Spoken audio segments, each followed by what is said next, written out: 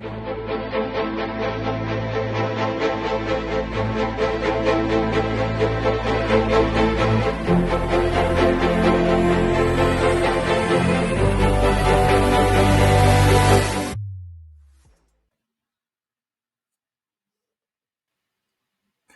and welcome to episode number 11 for the Fit for Any Battle podcast. I am coming to you just after chemotherapy number 4, meaning I am 66 and 2/3 of the way done with chemotherapy, only 2 more to go, and then I'll be jumping into 2 months of daily radiation therapy in my pelvic region, and then I'll be done with treatment. Let me tell you why you see this amazing mountain range behind me here. And that was because on Wednesday of last week, I ended up having my chemotherapy treatment, and just a couple hours later, I was able to do a 21-mile bike ride on a single-speed BMX bike with the 512 wheelie crew. The next morning, we rented a car and drove out to Big Bend, the national park in Texas that is, some would refer to as the Badlands, or in the middle of the Badlands. I bring you this peak behind us because part of our trip, the very first full day that we had there, 5 of us hiked from 5,000 feet, so about a mile up 2,700 feet to the highest point in Big Bend National Park on the South Rim called Emory Peak. Granted, I had to stop a few times along the way to catch my breath, although I think all 5 of us did. And it was a 7.5-hour hike. We hiked 2,700 feet up. We also hiked 10.6 miles round trip. If you can believe it, after my 4th chemotherapy treatment, 24 hours later, I was, or maybe it was about 36 hours later, I was starting the hike. This energy that I have with no testosterone, the energy that I have is just amazing. And it's because I'm eating right and I'm exercising frequently and I'm keeping up that cardio. Part of the trip, we stayed in actually the ghost town of Terlingua. Shout out to Terlingua, Texas, for having, I think, about 3,000 people total live there in the middle of nowhere. And we had an Airbnb that was off the grid on the side of a 200-foot cliff. And one of the evenings I got to sleep outside on a deck on an air mattress under the stars, and it was just fantastic. So the fact that this is not keeping me, the cancer is not keeping me from going on trips, doing things, having some serious exercise is a really good sign. And I would encourage anyone who is going through chemotherapy to continue to focus on your exercise regimen. Daily exercise is the way to get rid of that wave of yuck that I continue to talk about that comes in. However, it stays offshore every time we have some exercise. Now, one of the things that you'll notice is my eyes are probably looking a little better these days, and that's thanks to the gold eye masks that Texas Oncology recommended. The gold eye masks, I put them on for about 20 minutes once a day, and it's like a night and day difference between the haggardly looking, tired eyes, and then 20 minutes later, I look great. So that is one of those really important things for you to know. The second thing that we're going to be jumping into here is to talk about my hair, because I did find a picture that was taken just in the fall of last year. And oh my goodness, the day and night differences couldn't be more obvious. So stay tuned for a word from this sponsor of the Fit for Any Battle podcast. The sponsor for today's Fit for Any Battle podcast is Update Everyone. Going through cancer treatment has been really tough. Keeping everybody in my support group updated has all of its own challenges. With Update Everyone, they assign me a telephone number, and I send a simple text message to that phone number with an update on how things are going. They then send it to every single person in my support group without me having to do a thing. No more Twitter messages, no more Instagram messages, no more Facebook messages, no more Facebook posts. not even a simple SMS to every single person on my support group. So with Update Everyone, I send one message and I get back to healing. You can too. Go to updateeveryone.com. Thanks to that sponsor for sponsoring today's podcast.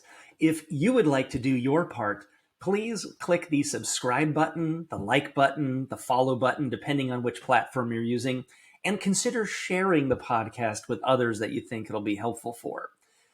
All right, so let's talk about the challenges that I've been having with my hair. I want you to see how sparse my beard is.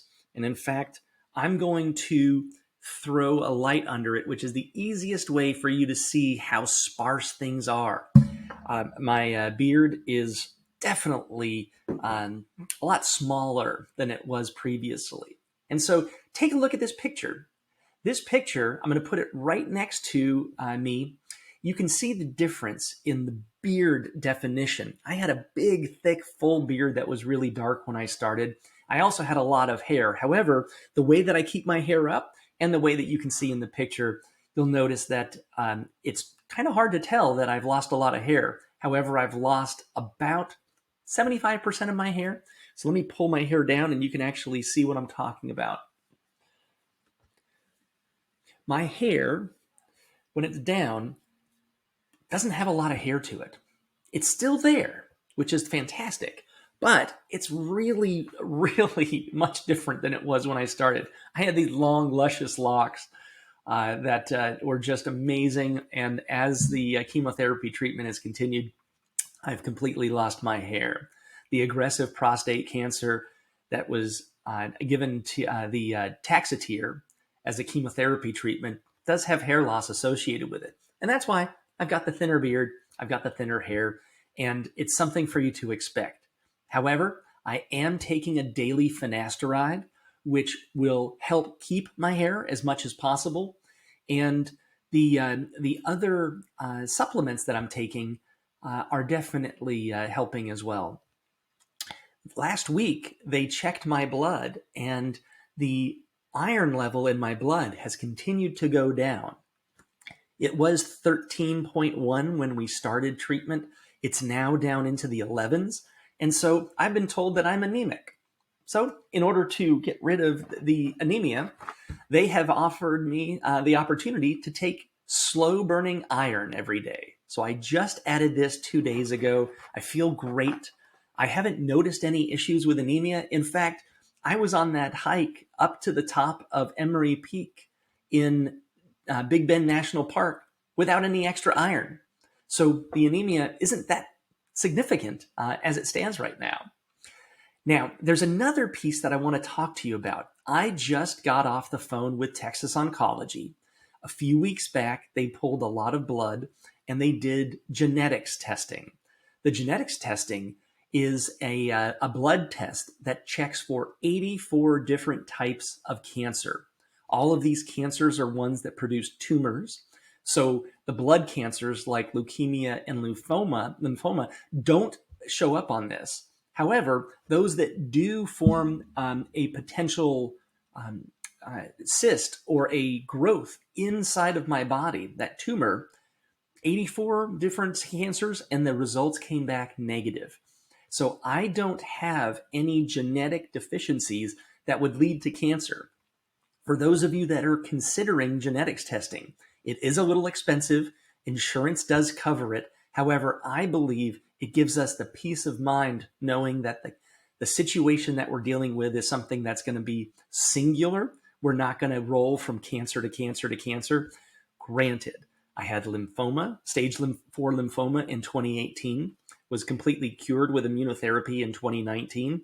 And then in 2022, I was diagnosed with aggressive prostate cancer. So I've already had multiple cancers. I just don't want to go through any more. I think this is going to be the last one that I deal with, or at least for a long time. And I'm hoping that medical science continues to improve immunotherapy treatments.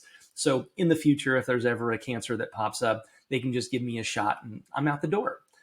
All right. So to recap, I am 4 of 6 chemotherapies in the bag. I'm feeling great. The tiredness that I feel the last few days is actually because we lost an hour while I was on the trip to Big Bend. We ended up staying up a little late, and then the next morning we had the time change, and so we lost an hour and had to head on the road and do a 7.5 hour drive back to Austin. Um, I'm surprised that I'm sitting here feeling as good as I do. The fact is, I'm eating healthy, I'm exercising, I'm drinking plenty of water, and you should too. So next week, I'm gonna come back to you with how I'm feeling a week and a half after my fourth chemotherapy treatment. Stay tuned for that, and I'll see you soon.